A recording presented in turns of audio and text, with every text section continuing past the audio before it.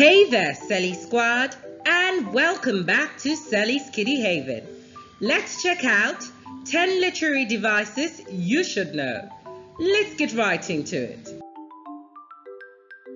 What are literary devices?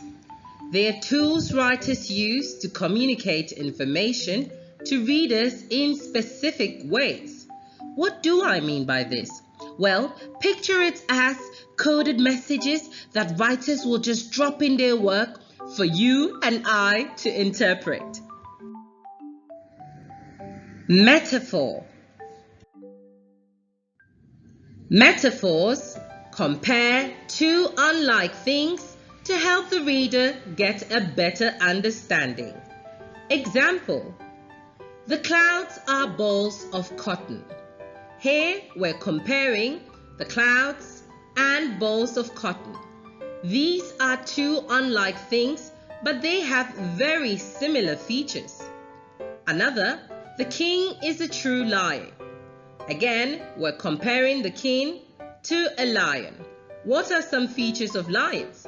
Lions are strong, they're wild, they're dominating. So, if we say a king is a lion, then it means that the king could be strong or wild.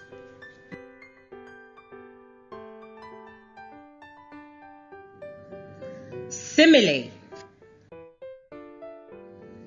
Similes compare two unlike things using as or like. Example: Kim's clothes are as white as snow. We're comparing the color of Kim's clothes to that of snow. They're very, very white. He crept behind her like a spider. Again, we're comparing how he crept to that of how a spider creeps. Alliteration. The repetition of consonant sounds at the beginning of words. Example: Peter Piper picked a peck of pickled pepper. You realize that all letters, or almost all letters, begin with the consonant P. Peter, Piper, picked, peck, pickled, and pepper. This is how alliterations usually look like. Another: she sells seashells by the seashore. Notice they mostly start with the consonant S.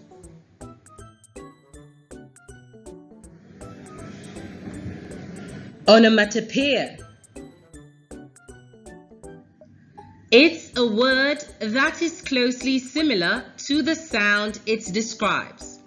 Example: boom.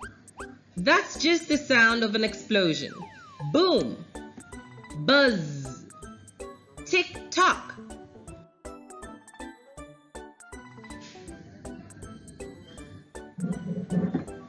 Hyperbole. A statement that is obviously and intentionally exaggerated. But wait, what does exaggerated mean? The word exaggerated means something seen as larger, better, or worse than it actually is. So to exaggerate something simply means you're blowing it way out of proportion. Example: I have a million things to do today. We all know there's no way we can do a whole bunch of a million things in one day. But it's an exaggerated form of saying I have so much to do today. Kiki cried a river when she got hurt. Again, there's no way anyone can cry a whole river, but saying that just goes to show that she cried so much.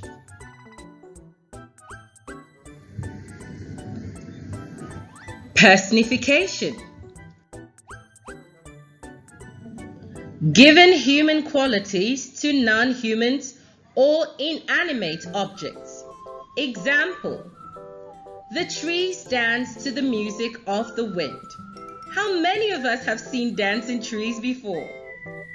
Well, I have. Sometimes when the wind is super strong, we find a tree or two dancing slowly to the movement of the wind. So here, a tree, which is an inanimate object, has been given human qualities to dance.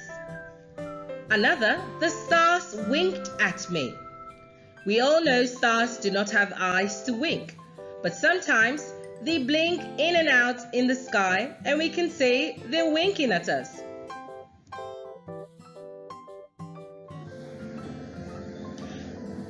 Euphemism. A milder term used in place of an unpleasant, insulting, or harsh one. Example: that old man passed away yesterday. This is a milder term that is used in place of saying he died. Another, the company had to let Kwame go. This is also another way or a better way of saying he got fired. Imagery. Words that appeal to the five senses: taste, smell, sight, sound, and touch, to help the reader get a clearer picture. Example: the autumn leaves were blankets on the chilly ground.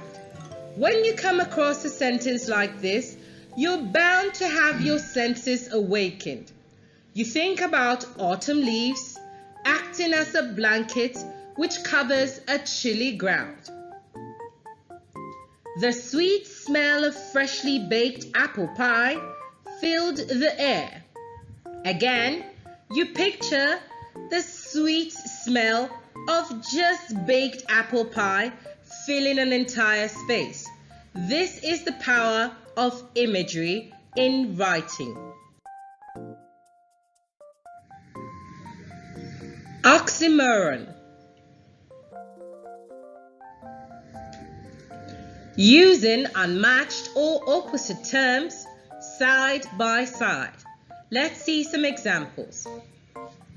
His sickness left him looking like a living dead.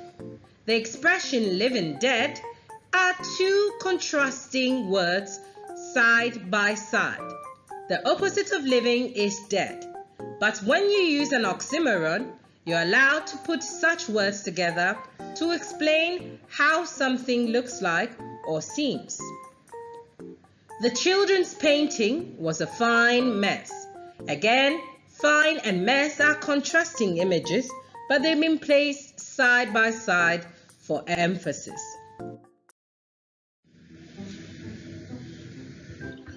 Repetition. Word, phrase, or line repeated for emphasis. Example: twinkle, twinkle, little star. A lion, a lion, a lion has a tail. These words, twinkle and lion, are repeated for emphasis. These literary devices were super fun to explore with you. Go out and check out some more and explore the examples. Until next time, toodles!